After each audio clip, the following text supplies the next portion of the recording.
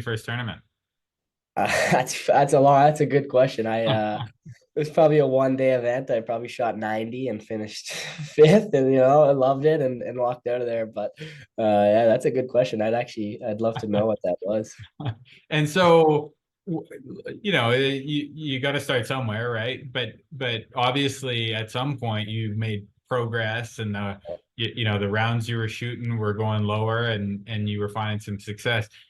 What were sort of the milestones from that first tournament to maybe when you thought, geez, I'm getting pretty good at this. I'm competing at a higher level, and I want to see where I can take this.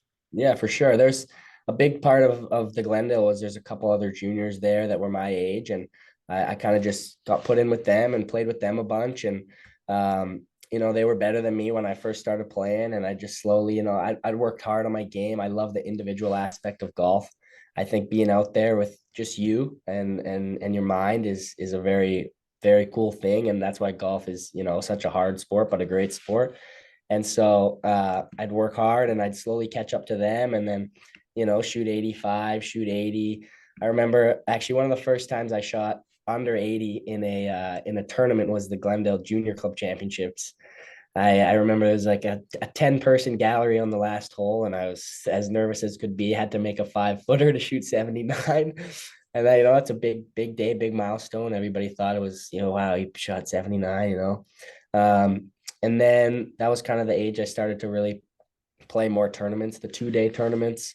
I'd get in the mix in those. And then 3-day, I'd try a 3-day tournament. And then I probably was 15, 14, maybe end of 14 when I won my first MJT tournament, which is a 2-day event. So, that's like a good accomplishment, junior golf tournament against players. I think I probably shot 74, 75 to win that. So, starting to really play some legit golf.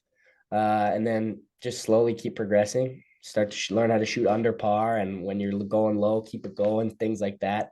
I remember the days I was going low and I'd crumble at the end, and then I'd crumble at the end, and then okay, I held that one a little bit, and then okay, now you gotta push hard those last six, last three holes. You really gotta drive to keep it going, which is something I work on now today because the low ones come a little easier. But yeah, those are kind of the milestones that happened from shooting 79 to winning my first tournament to now. So yeah.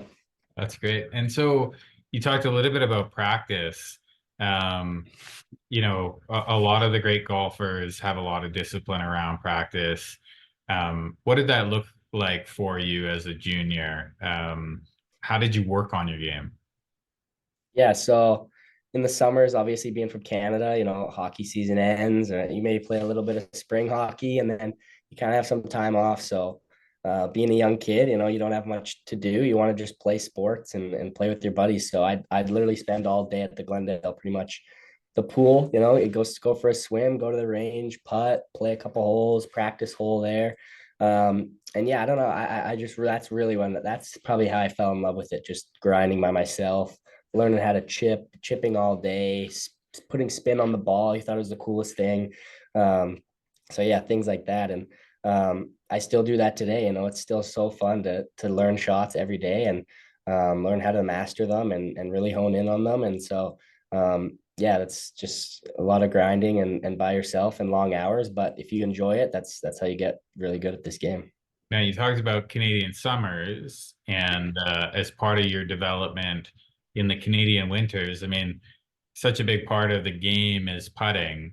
Mhm. If I understand it correctly, your dad built a putting green in your basement. Is that right? Yeah, so that was probably 4 years ago, maybe now. We thought about it maybe in the backyard, or should we do it in the basement?